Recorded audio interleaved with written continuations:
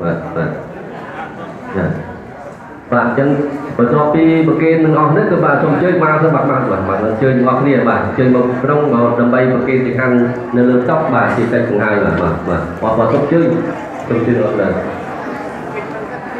ជ្រះថ្លាល្អគ្នាបាទជ្រះថ្លាបងដៃជ្រះថ្លាប្រផាំងបានប៉ុនប៉ុណ្ណឹងទេបាទនោះចឹងដែរនឹងបាទជ្រះថ្លាមកសូមអញ្ជើញ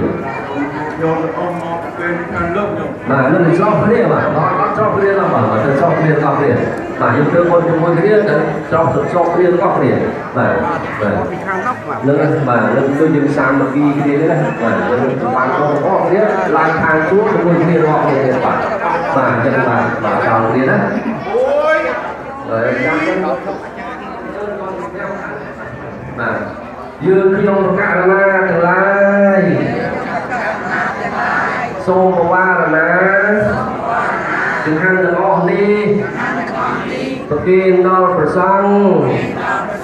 គ្រប់ព្រះអង្គសូមព្រះសង្ឃមេត្តានិមន្តទទួលយកដោយសេចក្តីអនុគ្រោះបាទធ្វើ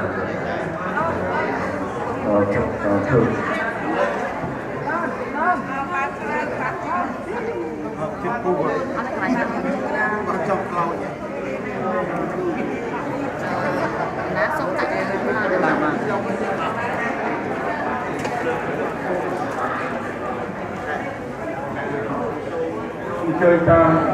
chơi tam này sông cua